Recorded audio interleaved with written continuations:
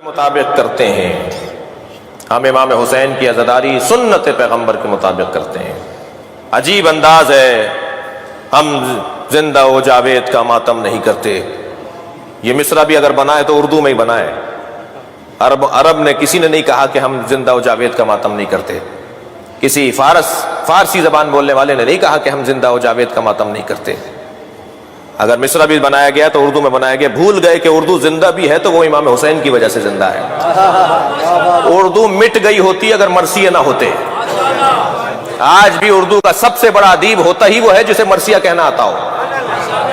تو امام حسین کے ذکر کی وجہ سے تو یہ زبان زندہ ہے، اور اس زبان کا بولنے والا اگر کہے کہ ہم زندہ و جاوید کا ماتم نہیں کرتے تو اس سے سوال یہ ہے کہ تم کون ہو جو نہیں کرتے، اور تمہارا نہ کرنا معیار کب ہے؟ پیغمبر نے تو شہیدوں کا ماتم کیا ہے، پیغمبر نے تو حضرت حمزہ کا ماتم کیا ہے۔ سید الشہداء لقب تھا امام حسین سے پہلے حضرت حمزہ کا۔ پیغمبر نے تو جنگ احد میں شہداء احد کے جنازوں پہ پہنچ کے، خاص طور پر حضرت حمزہ کے جنازے پر پہنچ کے گریہ کیا ہے، ماتم کیا ہے، لوگوں کو دعوت دی ہے کہ میرے چچا پر رونے آؤ۔ حدیث کہتی ہے الاستیعاب الاصابہ، یہ اہل سنت کی صحابہ کرام پر لکھی گئی کتابیں ہیں جن میں صحابہ کرام کے احوال لکھے گئے ہیں۔ ان میں لکھا ہے کہ جب جنگ احد میں حضرت حمزہ شہید ہو گئے، لما رأى النبی، جب نبی نے دیکھا کہ قتل حمزہ، حمزہ کو قتل کر دیا گیا ہے، تو فبکا بکاء عالیا، نبی نے اونچی آواز میں گریہ شروع کیا جب خبر آئی کہ ان کے چچا حمزہ کو مار دیا گیا ہے۔ اہل سنت کی کتاب کا حوالہ دے رہا ہوں۔ اور جب پہنچے ہیں سرکار لما را مسلبہ، جب نبی نے دیکھا کہ جنازے کی بے حرمتی بھی ہوئی ہے، دور سے خبر پہنچی تھی، جب جنازے پہ سرکار حضرت حمزہ کے جنازے پہ پہنچے تو حضرت نبی مکرم نے دیکھا کہ حمزہ کے جنازے کی بے حرمتی بھی ہے، ان کا سینہ چاک کر کے ان کا کلیجہ نکالا گیا ہے، اور آپ کے کانوں کو بریدہ کیا گیا، آپ کی ناک کو بریدہ کیا گیا۔ جب بدن مبارک کو اس حالت میں دیکھا تو نبی مکرم نے فشہقا، نبی نے گریہ کیا ہے اونچی آواز میں، آوازوں کے ساتھ گریہ کیا ہے سرکار نے، اور آواز لگائی، فرمایا کہ کون ہے، کہاں ہیں وہ لوگ جو میرے چچا پر آ کے گریہ کریں؟ تو عورتیں جنگ احد میں شہیدوں، اپنے اپنے شہیدوں کے لاشوں پہ بیٹھی ہوئی ماتم کر رہی تھی، گریہ کر رہی تھی، مدینے کی عورتیں، مسلمان عورتیں۔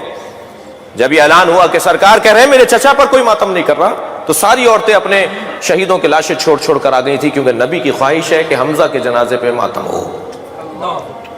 یہ اہل سنت کی کتابوں کی روایات ہیں، ہمارے بھائیوں نے لکھا ہے یہ۔ مجھے تعجب اس بات پر ہے کہ اپنی کتابیں کیوں نہیں پڑھتے، اور سارے مسلمان عورتیں آ کر حضرت حمزہ کے جنازے پر بیٹھیں۔ اور آج تک عرب دنیا میں دستور ہے کہ اگر کوئی مظلوم مارا جائے تو پہلے حمزہ کا نوحہ پڑھا جاتا ہے، پھر اس مرنے والے کی بات ہوتی ہے۔ عزیزان گرامی، پیغمبر اکرم کی سنت ہے یہ۔ تو حضرت حمزہ شہید زندہ ہوتا ہے، اسی پر اعتراض کیا جی شہید زندہ ہے اور زندہ کا ماتم نہیں ہونا چاہیے جی۔ میرے مولا امام حسین جب اس دنیا میں تشریف لائے، نبی مکرم نے گود میں لے کر رونا شروع کیا، اور قریب بیٹھی ہوئی اپنی ایک زوجہ سے فرمایا کہ خبردار فاطمہ کو مت بتانا کہ یہی وہ حسین ہے جسے بھوکا پیاسا مارا جائے گا، کہ فاطمہ قریب الولادت ہیں، ابھی بچے کی ولادت ہوئی ہے، لہٰذا فاطمہ کو تکلیف ہوگی۔ جب کئی مرتبہ سیدہ نے دیکھ لیا کہ بابا جب بھی حسین سے ملتے ہیں تو روتے ہیں، تو پوچھا بابا آپ میرے حسین سے مل کے روتے کیوں ہیں؟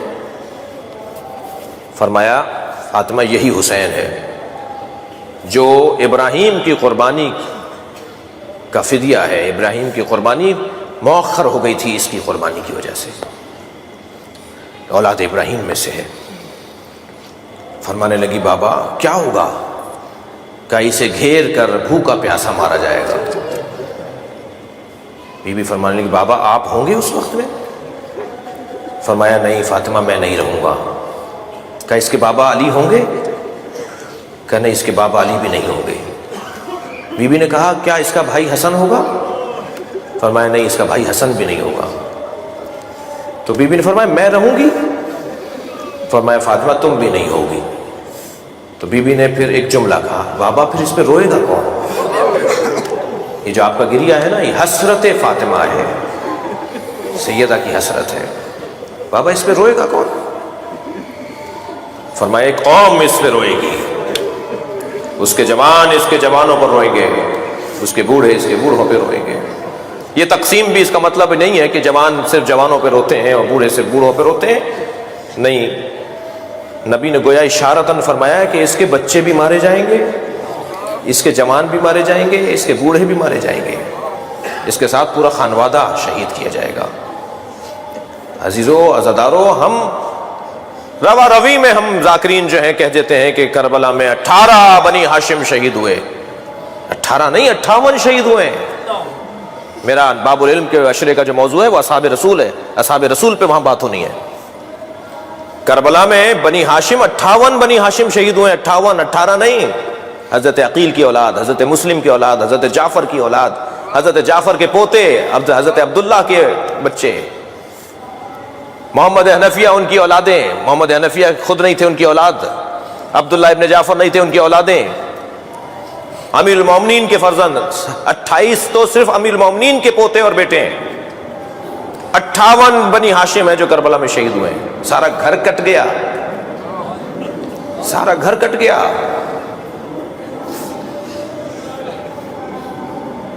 کیا ہوا ہے کربلا میں؟ یہ جو گریہ ہے، یہ جو ماتم ہے، یہ جو عزاداری ہے، اس کے پیچھے اللہ کا ارادہ ہے۔ ہم کچھ نہیں کر رہے، ہم سے کروایا جا رہا ہے۔ ہمیں فخر اس بات پر ہے کہ ہم سے وہ کروایا جا رہا ہے کہ جو سیدہ کی تمنا ہے، جو اہل بیت کی خواہش ہے، جو نبی کی آرزو ہے۔ مجھے دلیل دینے دیجئے، ہمارے ہاں کوئی کام بھی بغیر قرآن اور سنت اور حدیث کے سے ہٹ کر نہیں ہے۔ کبھی کبھی یہ جملہ، یہ لہجہ ہمیں سننے کو ملتا ہے کہ میرا نظریہ یہ ہے۔ بھئی تم کون ہو؟ اس جملے کی اصلاح کریں۔ ہمارا کوئی نظریہ نہیں ہوتا، ہم ہے ہی نہیں کچھ، ہماری کوئی حیثیت ہی نہیں ہے، ہمارا کیا نظریہ ہوگا؟ ہمارا نظریہ ہے تو قرآن کا نظریہ ہے، ہمارا نظریہ ہو تو حدیث کے مطابق ہو، اپنا نظریہ ہمارا کوئی نہیں ہے۔ قرآن ہمیں اجازت دیتا ہے، قرآن ہمیں حکم دیتا ہے، صرف اجازت نہیں، جواز کی بات نہیں ہے، حکم کی بات ہے۔ قرآن ہمیں حکم دیتا ہے کہ ایسا کرو۔ سورہ مبارکہ نساء، چند آیتیں سن لیجئے عزاداری کے اوپر۔ سورہ مبارکہ نساء، لا يحب اللہ الجہر بالسوء من القول الا من ظلم۔ اللہ کو اونچی آواز میں کوئی ایسی بات جو کسی کو ناگوار گزرے پسند نہیں ہے۔ آدھی آیت پڑھنے والے ہم بھی نہیں ہیں، آیت مکمل پڑھیں گے تو کوئی نتیجہ نکلے گا۔ لا يحب اللہ الجہر بالسوء من القول، اللہ کو اونچی آواز میں کوئی ایسی بات جو کسی کو ناگوار گزرے پسند نہیں ہے۔ الا من ظلم، مگر جس پہ ظلم ہوا ہے وہ اونچی آواز میں بات کرے، چاہے کسی کو ناگوار گزرے، اللہ کو پسند ہے۔ مظلوم کے حق میں بات کرنا یہ اللہ کو پسند ہے۔ طے کرو کائنات کا سب سے بڑا مظلوم کون ہے، طے کرو۔ شاعر مشرق مصور پاکستان نے اپنے 2 مصروں میں کہا کہ اللہ اللہ بائے بسم اللہ پدر، مانیے ذبح عظیم آمد پسر۔ علامہ اقبال کہتے ہیں جو حضرت ابراہیم نے قربانی دی اور اسماعیل کے گلے پہ چھری چلا دی اور اسماعیل کی جگہ دمبا ذبح ہو گیا، تو پوچھا یا اللہ کیا میری قربانی قابل قبول نہیں رہی؟ تو جواب یہ آیا وَفَدَيْنَاهُ بِذِبْحٍ عَظِيمٍ، اے ابراہیم ہم نے تمہاری قربانی کو ایک بڑی قربانی پر مؤخر کر دیا ہے، ہم ایک اور بڑی قربانی لیں گے تمہاری اولاد سے۔ اس سے بڑی قربانی نہیں ہے قرآن کی روح سے، تاریخ کے مشاہدے سے، جسے قربانی کربلا کہا جاتا ہے۔ سب سے بڑا مظلوم تاریخ کا اگر کوئی ہے تو وہ امام حسین کا وجود ہے، اور قرآن کہہ رہا ہے کہ اللہ کو اونچی آواز میں بات کرنا صرف وہاں پسند ہے چاہے کسی کو برا لگ رہا ہو کہ جہاں مظلوم کے لیے تم بات کر رہے ہو۔ مظلوم حسین ابن علی، ایک دلیل۔ دوسری دلیل دوں، ذکر فإن الذکر تنفع المؤمنین، اے میرے حبیب بار بار دہراؤ، اس لیے کہ بار بار دہرانے سے مومنین کو فائدہ ہوتا ہے۔ ہمارے مزاج کے اندر بھولنا ہے، ہم انسان ہیں نا، انسان یعنی نسیان، نسیان یعنی انسان، ہماری ساخت ہی بھولنے کی ہے، ہماری طبیعت کے اندر بھول پن ہے کہ ہم بھول جاتے ہیں، ہمیں 10 دن پہلے کی باتیں یاد نہیں رہتی، ہمارا مزاج بھولنے کا ہے۔ جب ہمارا مزاج بھولنے کا ہے تو پھر پروردگار عالم نے اہتمام کیا ہے کہ انہیں بھولنے نہ پائے۔ یہ تاریخ کے مشاہدات کو اور عبرتوں کو اور واقعات کو اور تاریخ کے سبقوں کو بھولے نہیں۔ میرے حبیب دہراؤ، ذکر، بار بار دہراؤ، ایک بات کو بار بار کرو، ہر سال وہی ذکر، ہر سال وہی مصائب، ہر سال وہی مرثیہ، ہر سال وہی نوحے۔ قرآن کہہ رہا ہے दोहराओ उसी को जो पहले दोहराते थे, इसलिए कि तुम भूलने ना पाओ। एक सबक को बार बार दोहराओ, इससे ऊंचा सबक नहीं है। ज़क्किर फ़इन्न ज़िक्रा तनफ़उल मोमिनीन, बार बार दोहराओ ताकि मोमिनीन को इससे फायदा पहुंचे। कुरान कह रहा है। फिर ऐलान हुआ वमन युअज़्ज़िम शाइर अल्लाह फ़इन्नहा मिन तक़वल क़ुलूब, सूरह मुबारक शूरा, सूरह मुबारक हज। जो अल्लाह की निशानियों की ताजीम करता है, ये ताजीम करना दर हकीकत तक़वा क़ल्बी की निशानी है। अगर कोई मुत्तकी बनना चाहता है ना, तो हुसैन की ताजीम करना पड़ेगी। और कोई और है इमाम हुसैन के अलावा अल्लाह की निशानी? अल्लाह की बड़ी निशानियों में एक निशानी खुद हुसैन इब्न अली की जात। लिहाजा कुरान हमसे कह रहा है कि वमन युअज़्ज़िम शाइर अल्लाह, अल्लाह की निशानियों की ताजीम करो। एक और आयत पेश करूं, बल्कि हम आयत की खिदमत में पेश हों जी। क़ुल ला असअलुकुम अलैहि अजरन इल्लल मवद्दता फ़िल क़ुरबा, जो मैंने उन्वान गुफ्तगू करार दिया है। मेरे हबीब इनसे कह दो मुझे कोई चीज नहीं चाहिए उजरत रिसालत के तौर पर, इल्लल मवद्दता फ़िल क़ुरबा, सिवाय ये कि मेरे क़ुरबा से मवद्दत। ये मवद्दत हो रही है भाई, नबी की ख्वाहिश है, नबी से मोहब्बत, नबी से लगाव का उन्वान है आज़ादारी इमाम हुसैन। सुन्नत पैगंबर है, आरज़ू ज़हरा है, ख्वाहिश हैदर कर्रार है। जब जंग सिफ़ीन से मेरे मौला लौट रहे थे तो करबला से गुजर हुआ जब मौला अली का, तो आपने इमाम हसन से फरमाया कि बेटा कुछ देर यहाँ क़याम करेंगे। मौला एक दरख्त के नीचे जाकर महवे इस्तराहत थे कि सासा इब्न सुहान ने आवाज़ देकर कहा कि अली के सर के नीचे तकिया नहीं है। तो जाकर उन्होंने अपना जानू मौला के सर के नीचे दे दिया कि अली का सर मेरे जानू पे तकिया करे। तो मौला की आंख खुली और मौला ने उन्हें दुआ दी। इसी असना में मौला ने देखा कि एक शख्स है कि जो मौला के पैर दबाना चाहता है। हज़रत ने पैर खींचे, हज़रत ने फरमाया तुमने मेरा अदब किया है तो बस तुम्हें एक पैगाम दे देता हूँ, इस ज़मीन को ज़रा गौर से देख लो। यहाँ कुछ मुद्दत के बाद मेरा बच्चा आएगा, तुम भी आओगे, मगर याद रखना कि तुम मेरे बच्चे के मुखालिफ लश्कर में रहोगे, तुम हुसैन के दुश्मनों में से होगे। तो मैं पहले तुम्हें बता रहा हूँ, मेरा अदब कर रहे थे तो इसलिए तुम्हें बता रहा हूँ कि अभी से तवज्जो करो, हुसैन के कातिलों में से ना रहना। जब ये करबला में आया, इब्न जुमू इसका नाम है, जब ये करबला में आया